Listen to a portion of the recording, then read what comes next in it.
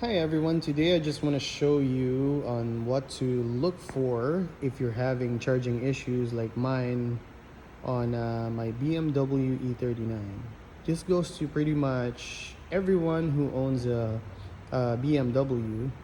Um, so recently I'm having issues with the charging on this car, and I'm pretty sure that it won't be the battery because my battery is an OEM BMW battery, which is like less than 3 years old. And I also know for a fact that the alternators on these doesn't go that easily. Now, so the next thing I checked was the belt itself that goes onto the alternator. Check that out. There's nothing wrong with it, doesn't make a grinding noise whatsoever. And the belt itself doesn't have a crack. The slats are still pretty good, pretty much how it should be.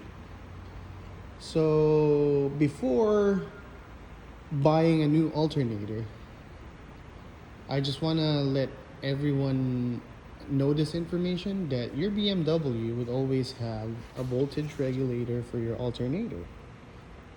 And those things tends to go out over time. And that's what probably would cause an issue when it comes to charging on your BMW. So I just want to show you the location of it and how it looks like when it's old. So this is the old voltage regulator on my BMW. Take a closer look on those two tubes on the top. So it has worn out over time, and that's what's causing my car to be jumping when it comes to its voltage. Because I grabbed my voltage tester and it's jumping up and down. It's either it would be below the proper voltage for it to normally charge, or it would look normal and then it would jump higher than how it normally would be. So I just want you guys to see how it looks like compared to the new voltage regulator. And here it is. Now, comparing the new voltage regulator, you see how the length of that new tubes are way longer than the old one because this is worn out.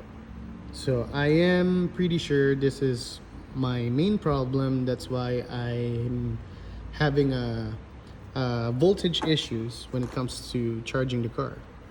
So this would be located in your alternator right here. Just goes on like this,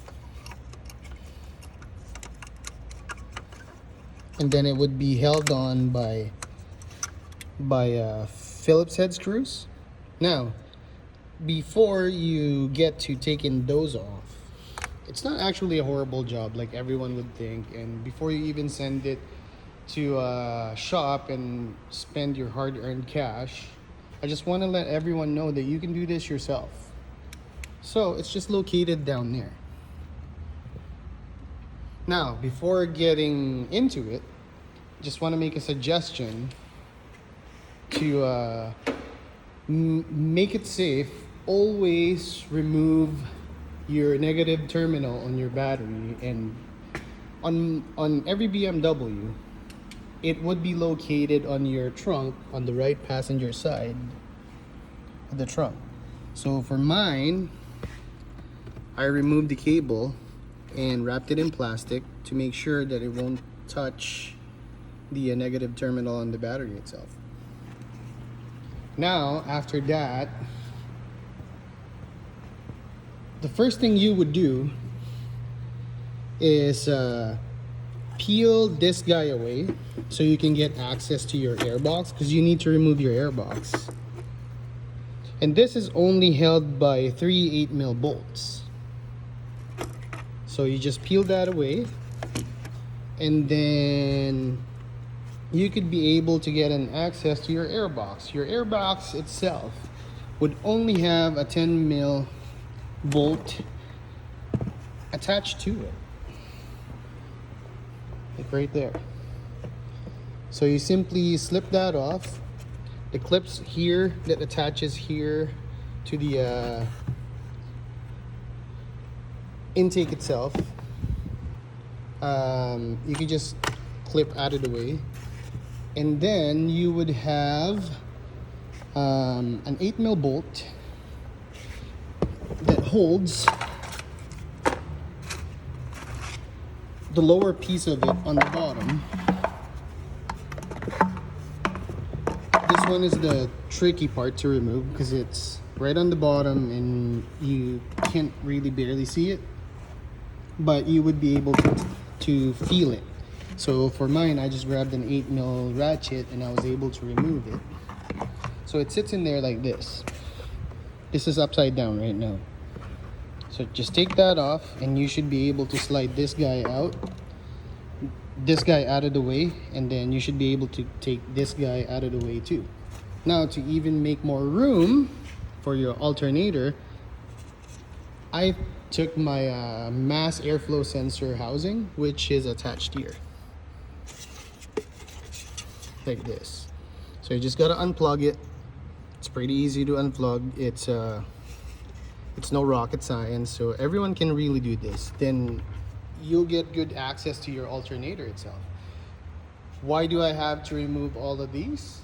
Well, so you can get a good access to the cover on the back of the alternator. So this cover is held on by three bolts itself. One 13 mil that holds the positive cable that attaches to your alternator. Now going back, this is why I removed the negative terminal for the battery, for me to be safely take this out, and even if it touched anything on my engine bay, it won't cause a spark. So going back, this is held on, this is where that cable would go, and it's normally held by a 13 mil nut, and then you will have two 8 mil bolts on here. You just remove all those and you should be able to slide this guy out of the way, and then just gently twist it so it'll come off the intake hose, because these alternators are air cooled. So you just got to take these out. It's pretty easy. Just be careful, because as the car ages, it's pretty easy to crack and break everything. So I don't want you guys to do that, so please be careful. Now, going back, your voltage regulator itself is only held by two Phillips head screws, and they go into there, and then it just plugs into this. And to remove the clip out, you just gotta push this guy here and then gently push it out, and you should be able to remove your voltage regulator and just replace it with a new one. Now, that information I wanted to share because a new alternator would normally run you at least $300 to $600 depending on what you're getting. But doing this is the cheapest way to not only to save you money, but also to save your original part that your car has, because it normally just doesn't break easily.